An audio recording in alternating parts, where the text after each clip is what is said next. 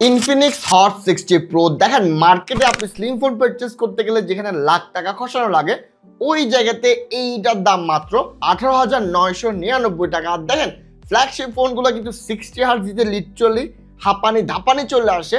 এই ফোন আপনি পেয়ে যাবেন 144 হার্টজের রিফ্রেশ রেট। আর মার্কেটে তো একটা থিওরি চলে আসছে স্লিম ফোন মানে ব্যাটারি ক্যাপাসিটি কম হবে, ওই জায়গাতে ইনফিনিক্স এটাতে 5160 mAh ব্যাটারি দিয়ে রাখছে। সার্কেল টু সার্চ ফিচার আপনি আইফোন 16 প্রো ম্যাক্সে পাবেন না, তবে এইটাতে পেয়ে যাবেন সাথে একটা ডেডিকেটেড এআই বাটন।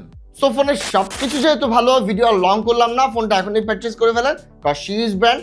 আর ভিডিও ভালো লেগে থাকলে লাইক কমেন্ট শেয়ার সাবস্ক্রাইব করে পাশে থাকবেন। ধন্যবাদ, আসসালামু আলাইকুম।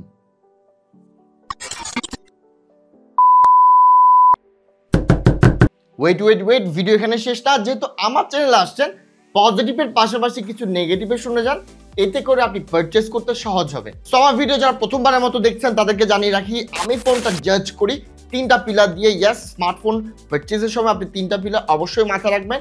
1 নম্বরে থাকবে ব্যাটারি, 2 নম্বরে পারফরমেন্স এবং সফটওয়্যার, 3 নম্বরে থাকবে ক্যামেরা। সো সোজা পিলার নিয়ে আলাপের আগে এই ফোনের মেন ইউএসপি যেহেতু বিল্ড কোয়ালিটি, ওইটা নিয়ে একটু আলাপ করি। সবার আগে এটা ডিসপ্লে নিয়ে একটু আলাপ করি। দেখেন এইটার ডিসপ্লে এই বাজেট সেগমেন্টে আমি বলবো বেস্ট অফ দ্য বেস্ট।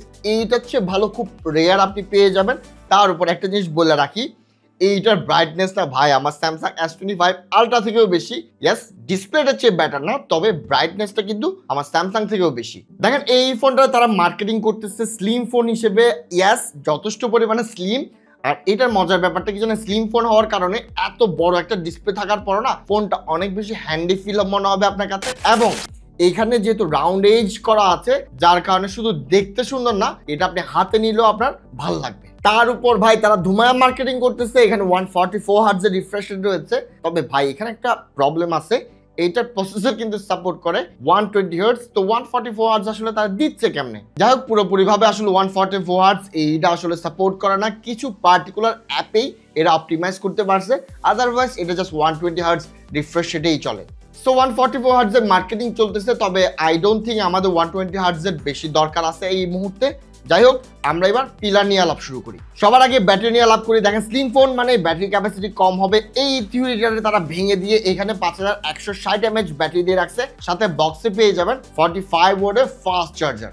দেখেন আমি ব্যাটারি টেস্টটা করি দুইভাবে। একটা হলো আমার একটা সিম থাকে পার্টিকুলারলি, যে এইটা আমি এখানে ঢুকিয়ে হটস্পট হিসেবে ইউজ করেছি, এবং সারাদিন এইটার আমি হটস্পট বানানোর পরে এইটা আমার লিটারালি আপনার 52% পর্যন্ত চার্জ টিকে ছিল।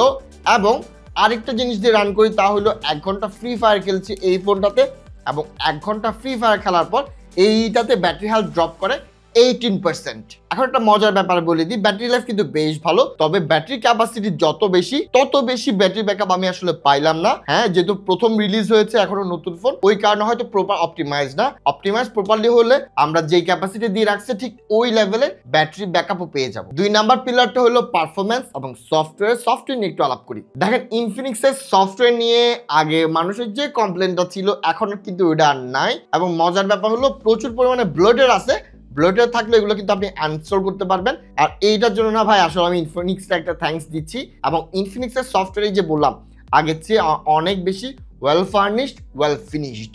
আর পারফরমেন্স নিয়ে আলাপ করলে এইখানে হেলিও G200 প্রসেসর রয়েছে। এইটা কিন্তু এই বাজেট সেগমেন্টে বেশ ক্যাপাবল একটা সফটওয়্যার। ইয়াস, হেভি গেমিং এর জন্য অবভিয়াসলি না, হেভি গেম বলতে আমি পাবজিরে বোঝাচ্ছি, পাবজির জন্য এই ফোনটা না। তবে ফ্রি ফায়ার আপনি ধুমায়া খেলতে পারবেন। ধুমায়া মিন এমন না যে আপনি যাই কম্পিটিটিভ খেলা শুরু করবেন, ওই লেভেলে ধুমাইতে পারবেন না। যথেষ্ট পরিমাণে একটা রেগুলার পার্সন যা গেমিং করে এইটা দিয়ে আপনি ঠিকঠাক ভাবে খেলতে পারবেন। এবং হেভি টাস্কের জন্য এই ফোনটা টোটালি ওকে, হেভি টাস্কে আপনি কোনোভাবে প্যারা দিবে না। এবং পারফরমেন্সের জন্য আমি একটা মজার কাজ করি যা আপনাদের জন্য অনেক হেল্পফুল হবে, তা হলো আমি 80% পুরো স্টোরেজটা ফুল করে ফেলি, দেন আসলে হেভি টাস্ক বা গুতাগুতি করি, এবং ওইখানে ওই টেস্টে এইটা পাস করে গেছে। এবার থার্ড পিলার ক্যামেরা নিয়ে আলাপ করি। দেখেন এই ফোনটার ক্যামেরা বাজেট সেগমেন্ট অনুযায়ী, এটার বাজেট অনুযায়ী আমি বলবো ইটস ফাইন। আমার আসলে কমপ্লিমেন্টের খুব বেশি জায়গা তারা রাখে নাই। সেলফি যদি দেখি, এখানে তো অনেক বেশি ভালো লাইট রয়েছে, যার কারণে ভাই খুবই জোস লাগছে। দ্যাট মিনস হইলো আপনি দিনের বেলাতে খুব ভালো লেভেলের সেলফি আপনারা তুলতে পারবেন, এবং আপনার গুড লাইটিং কন্ডিশনে ইভেন নাইটেও আপনাকে ভালো লেভেলে আপনি সেলফি সাপোর্টটা পেয়ে যাবেন। এবার মেইন সেন্সর নিয়ে যদি আলাপ করি, মেইন সেন্সরে ভাই আই ডোন্ট নো, একটু আলো কম পড়লে বা লাইটিং ব্যালেন্স ঠিকঠাক না থাকলে প্রচুর পরিমাণে নয়েজ ক্যাপচার করতেছে। ক্যামেরা আপনি ঠিকঠাক লাইটে ভালো ক্যাপচার করতে পারবেন, নো ইস্যুস, ডেতে ভালো ছবি আসবে, তবে রাতের বেলাতে খুব বেশি পরিমাণে নয়েজ পেয়ে যাবেন।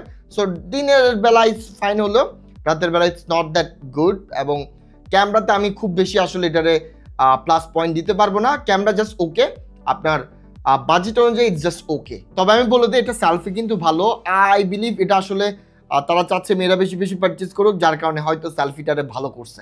আর ভিডিও যদি দেখি এখানে 2K 30 FPS পর্যন্ত সাপোর্ট করতেছে, তবে আমি 2K তে এটা ভিডিও শ্যুট করার জন্য রিকমেন্ড করবো না, আমি বলবো 10K 60 FPS এ শ্যুট করেন যদি এইটা দিয়ে ভিডিও করতে চান, আপনি ব্যাটারি একটা ব্যালেন্স পাবেন আপনার ভিডিওতে। এবং সেলফিতেও এখানে 2K 30 FPS দিয়ে রাখছে, সেলফিতে 2K এতটা খারাপ আসতেছে না, তবে আমি তাও বলবো 1080p 60 FPS এ ভিডিও শ্যুট করেন, আপনি বেটার স্টেবিলাইজেশন পেয়ে যাবেন। সো পজিটিভ নেগেটিভ সবকিছুই আমি আলাপ করছি, আই হোপ আপনাদের এখন ফোনটা পারচেজ করতে সহজ হবে। এবার ফোনের বাইরে একটু আলাপ করি। দেখেন আমাদের যারা আসলে বাংলাদেশে টেক রিভিউয়ার আছে, স্পেশালি স্মার্টফোন রিভিউয়ার আছে, তাদের জন্য আসলে বাংলাদেশটা অনেক প্যাথেটিক। রিজনটা বলে দিই, এখানে ভাই অফিসিয়াল ফোনগুলোতে সরকার অলমোস্ট 60% ভ্যাট বসায় রাখছে, তার উপর আবার তারা আনঅফিসিয়াল ফোনগুলোকে সাপোর্টও করে, অফও করে না, যার কারণে ভাই আমরা এই অফিসিয়াল মার্কেট এবং আনঅফিসিয়াল মার্কেটে যখন ট্রেস করতে যাব বা কম্পেয়ার করতে যাব, আনঅফিসিয়াল মার্কেটগুলো এত বেশি ফোনে ভ্যালু দেয়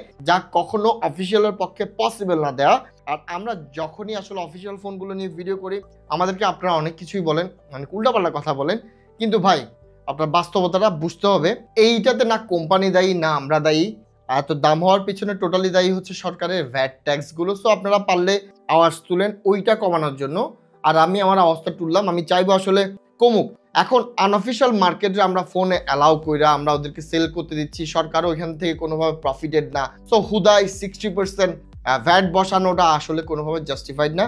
আমি চাইবো আমাকে যারা ফলো করেন তারাও ঠিক সেম আওয়াজটা তুলবেন, কারণ আমরা একটা ভালো ফোন ডিজার্ভ করি, যেখানে আনঅফিসিয়াল ফোনগুলো কিন্তু দিতে পারে, ডেলিভার করে দেয়, কিন্তু আনঅফিসিয়াল ফোনগুলোতে নোটিফিকেশন দিলে এই ঝামেলা ওই ঝামেলা অনেক কিছু যখন আসে, তখন আসলে ধরার কিছুই থাকে না। আমরা ভ্যালু ফর মানি ফোন খুঁজতে গিয়ে ফোন যা এত টাকাই দেই না কেন, ওইটা টোটালি লসের খাতায় পড়ে যায়। সো আমি চাইবো আপনারা আওয়াজ তুলেন যাতে করে আমরা সরকারও কিছু টাকা পাক, 10% করুক, 15% করুক, সরকারের পকেটেও কিছু ঢুকবে।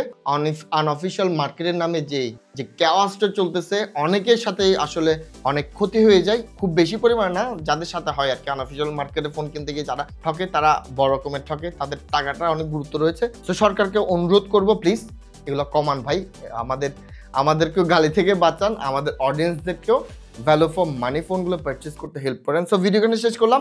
ভিডিও ভালো লাগে থাকলে লাইক, কমেন্ট, শেয়ার, সাবস্ক্রাইব করে পাশে থাকবেন। ধন্যবাদ, আসসালামু আলাইকুম।